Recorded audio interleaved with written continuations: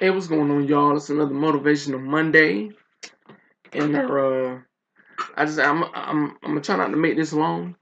Um, I just wanted to sum up the what's happened to me the past 7 years since my accident. Um, you know, Wednesday will be 7 years. It happened October 11th, 2010, and most of y'all know my story. Some of y'all don't, so I'm gonna just share a little bit. Try not to keep it long, but I just wanted to say that when I was coming home from Goldsboro, I mean not Goldsboro, uh, North Carolina A&T homecoming, greatest homecoming on earth. Um, I was coming home from there with three of my friends, Mark Sutton, Leon Grantham, and Demetri Adams. Shout out to y'all. Um, and I was maybe 10 minutes away from home, and in Princeton. I fell asleep at the wheel. Uh, when I came to, I overcorrected, and we ended up hitting the ditch, and the car flipped 4 times, and I ended up breaking my neck. And you know, it's a scary feeling, man, when you can't move your limbs because your neck broke, and I literally had to get cut out the car, and I maybe got you know all the way to the hospital and wait med. They didn't fly me there, but they drove me there, and I gave them all my information before I ended up flatlining, and I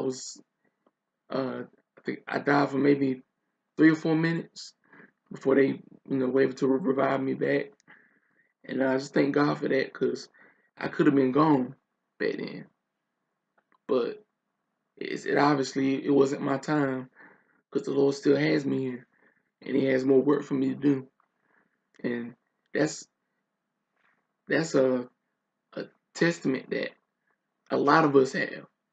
We might have been in some wrecks, been shot at, been shot, stabbed. Stuff has happened to us, uh, or maybe got cancer or something like that. Stuff has happened to us where if we were supposed to be gone, we would be. But the fact that we're still here means that the Lord has more for us to do. Anyway,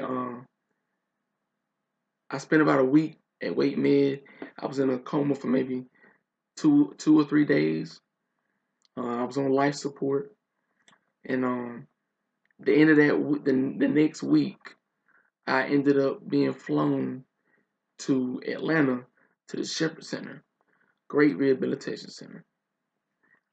Um, Over the course of my time in ICU, uh, I weighed 210 pounds.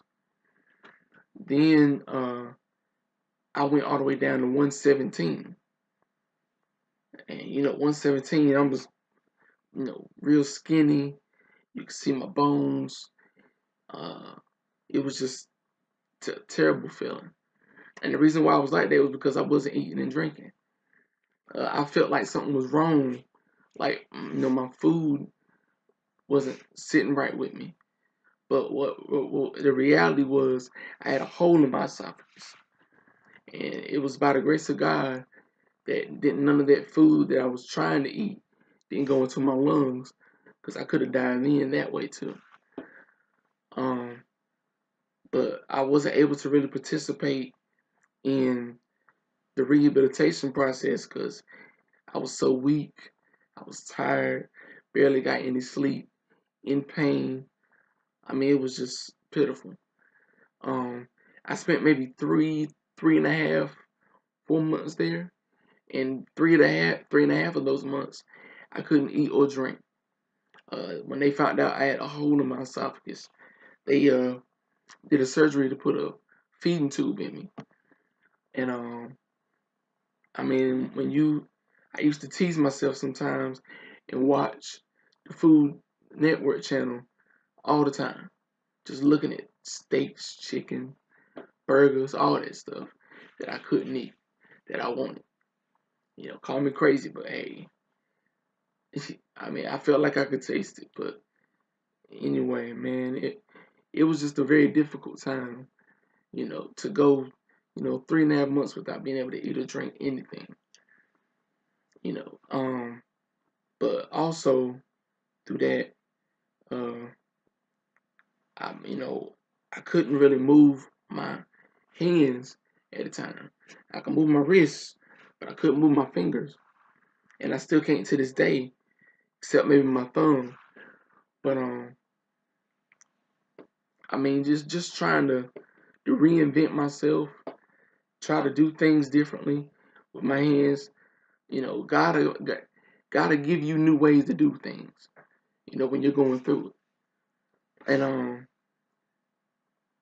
And I remember trying to talk when I couldn't speak. I ended up having to get a tracheotomy done, and basically just a hole they put in your throat and a little tube, and it helps you breathe because I couldn't breathe on my own. Not until I got my strength up, um, and I couldn't speak. Uh, I went maybe 3 or 4 months without being able to speak. And I don't know if y'all have ever called horses or rode a horse or anything, but I used to have to make the noise that you make when you call a horse over. You go. I used to have to do that to get people's attention. You would have to read my lips, but if you would turn around and I needed your attention, I just say, and it used to get on my folks' nerves, but I had to do what I had to do to get their attention. You know, but anyway, man, I know before I came home in January 2011, I had another neck surgery so I could eat and drink. But that didn't last but for a month. That February, I had a big hole, I mean, a big ball on the side of my neck, and it was an abscess because my food wasn't going into my stomach. It was starting to go into my neck. And I know it's graphic, but that's what I had to deal with. Um, and I had to go another 3 months without eating or drinking. And then I couldn't talk then either. So I went a total of maybe 4 to 6 months without being able to talk or eat or drink. And I mean, that's pitiful, you can imagine. Uh, but, things might not, things back then, I looked at it where, everything just keep going wrong. Lord, when am I going to see the light or something? When something good going to happen? And some days just be like, Lord, if I got to suffer like this, just go ahead and take me now. Some of you have thought that. You might have been through a situation, a trial, where you want the Lord to just take you in, so you ain't got to suffer through it no more. And we're human. You can't fault yourself for that. You know, our minds are some of our minds aren't the strongest. We could be manipulated and things like that. And so, not saying my mind wasn't strong, the devil was trying to play tricks on me. But if God ain't gonna do that for you, you might as well ask him to take you now. So I'm glad I overcame that. I had a strong support from my church, from my friends, my family, and the Lord made me different. That's all I can say. But thank God that around June of 2011, I had my last neck surgery, and ever since then, I've been able to eat, drink, speak, all that stuff. So I thank God for that. Also, uh, I had to find new ways to type on the phone. I mean, type on the phone and type on the computer. So I would use my pinky knuckle right here and just type one by one on the computer what I needed, what I wanted to say. And even though it was time consuming and it was frustrating, but sometimes you have to endure some things to get where you need to be in life. And like I said, I don't want to make this too long, but I was able to.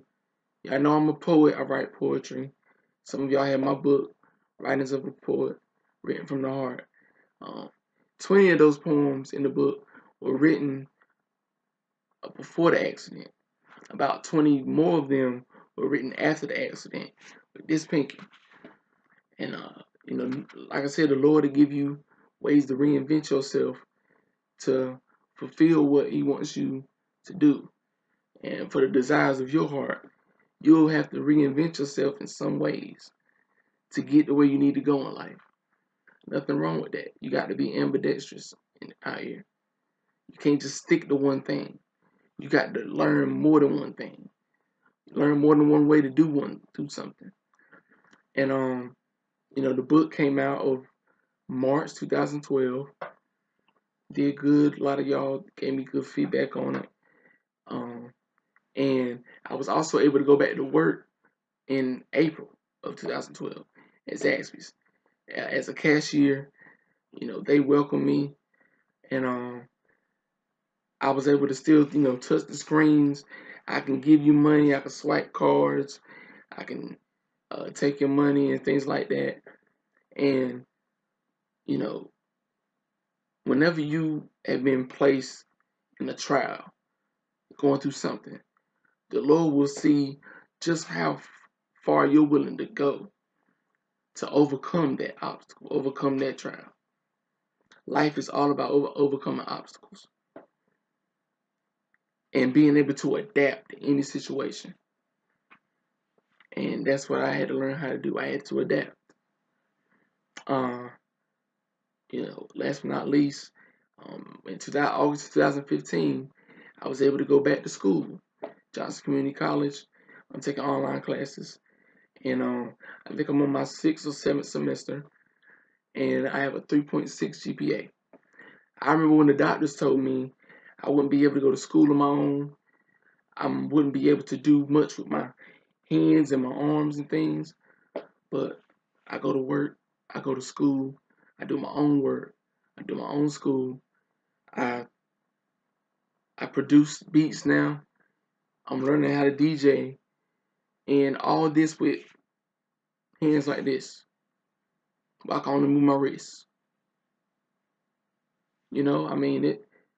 Sometimes you got to take out the excuses and just deal with it. Do something different. Learn another way.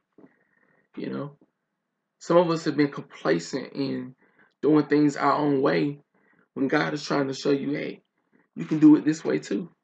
Learn how to do it that way and this way. And you'll find out His way is better. But I just wanted to, share my story with y'all. Of course, I can't give y'all everything that's happened to me this past 7 years into, 15 minutes of a video. But I just pray that this video touches somebody, encourages somebody. Y'all please like, share, comment, and I just hope my testimony, my story was able to uplift you today. And yeah, Motivational Monday, I'm gonna keep them coming. As long as y'all keep supporting me, y'all are making this fun for me, and that's the way it should be. I'm loving the feedback. I'm loving y'all support. But anyway, yeah, I don't know what I'm gonna do Wednesday, but I do know I'm just gonna thank God for these 7 years.